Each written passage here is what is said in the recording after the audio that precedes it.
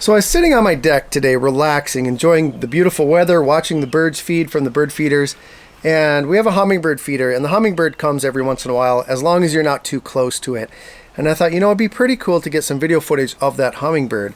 And so what I did is I went and got the Osmo Pocket. I set it up on a tripod, and I just hit record, and then I went and sat down. I didn't put on an ND filter or anything like that. I just had my settings set to 1/800 and my ISO set to 100. And hit record, and then I just let it run on record until the hummingbird came, and then I pushed stop and checked it out on my camera. And I was looking at the footage, and I'm like, you know, I wonder if this footage could actually be made better by putting on an ND filter.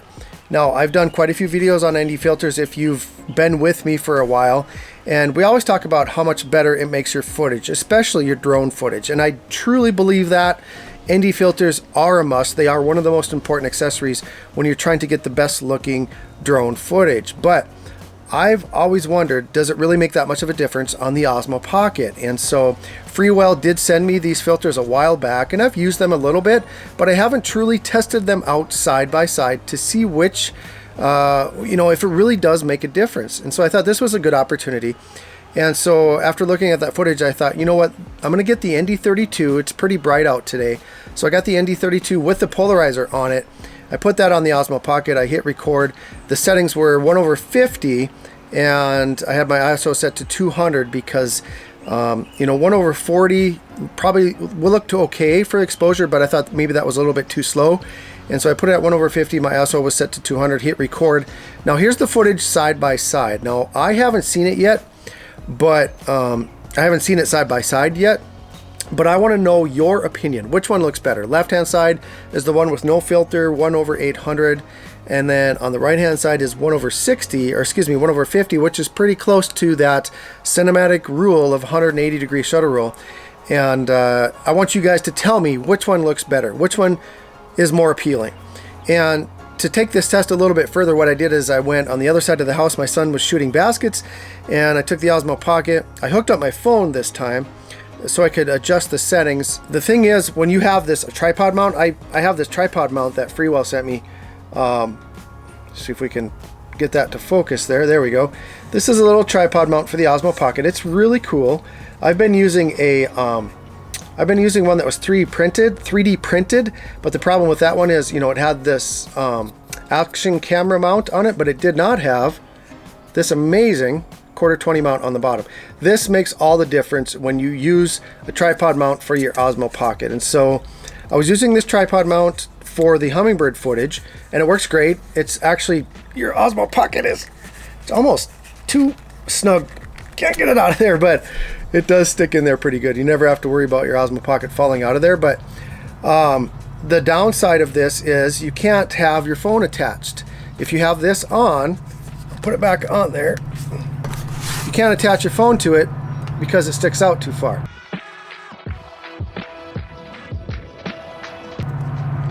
Now there's a train coming, so we're going to put this video on pause. Maybe I'll roll some B-roll, and we'll see you in a bit.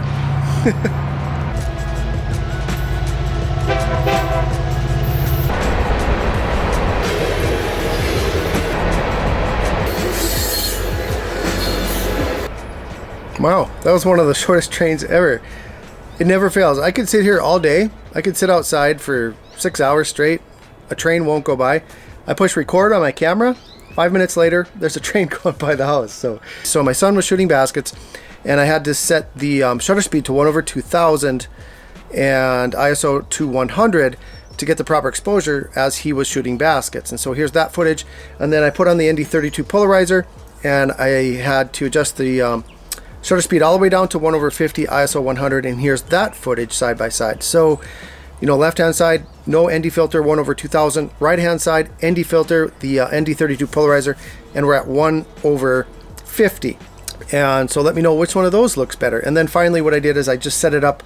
I set the Osmo Pocket up in front of the tree right here, in front of this ash tree. You gotta be careful when you say that. In front of this ash tree, no filter, was no ND filter, was 1/800. ISO 100, and then I put on the ND filter, and it was 1/50, ISO of 200. So here's those side by side. So what I would like from you guys is let me know, what do you think do ND filters, do these ND filters. Did the footage look better when it had an ND filter on? Did it look more cinematic? You know, we're not shooting a lot of cinematic footage right now, but let me know which one looks better. Okay, so I just got done editing those clips, those side-by-side comparisons of the Hummingbird feeder, the basketball, and the tree leaves. And I just have to say one thing. You know, the 180-degree shutter rule, even though it's a rule, rules are meant to be bent and broken all of the time. It really depends on the look that you're going for. So, for instance, if you look at the Hummingbird feeder footage here, you can see that the right side, the ND filter side, is a little bit too blurry. There's too much motion blur. I had the shutter speed set to 1/50, and I probably should have had the shutter speed set to maybe 1/80, and it would have looked a little bit better. I think it was just too blurry. So, and then if you look at the basketball footage, I think that ND filter footage actually looks better. Having a little bit of motion blur, I'm gonna stop the frame here and you guys can see the motion blur on the basketball. I think that looks more natural, it looks more appealing. And then if you look at the tree footage, definitely the shutter speed was much too slow. I actually had that at 1/40 shutter speed, and that was much too slow, and it adds too much motion blur to the leaves, and it just doesn't look natural. Now the left-hand side doesn't look that natural either, but I think it does look better than the slower shutter speed. Now again, that's not the 180-degree shutter rule. I should have had it at 1/60, but even at a shutter speed of 1/60, shooting at 4K 30 frames per second, I think it still would have been too much motion blur. And so I think it really depends on the look that you're going for, and it's a personal taste. So I don't think people should get hung up on that always having the 180-degree shutter rule. I think it's okay to change the settings on your camera to get the footage that you like. You don't always have to do what the experts say. You can do what you want to do. So that's my thoughts. I just wanted to share them with you. If you guys are interested in this tripod mount, it really is a great accessory to have because you can tack this on any tripod mount. I just screw it right on here, put that on top of my slick tripod, and it sits in there really nice, mounts in there nice. Before I had to use a GoPro mount on here, and then I used the GoPro mount onto this thing, and then I put it on my tripod. So this is really handy. Screw it in there. It's really inexpensive. There's a link in the description if you want it. Also, I'll have a link for the Freewell ND filters that I used for this video. So if you guys get anything of value out of this video, be sure to click on that thumbs up. Helps out the channel quite a bit. If you're not subscribed, you're just swinging by checking out my video for the first time, go ahead and subscribe for more content. I want to thank you as always for watching, and we'll see you in the next one.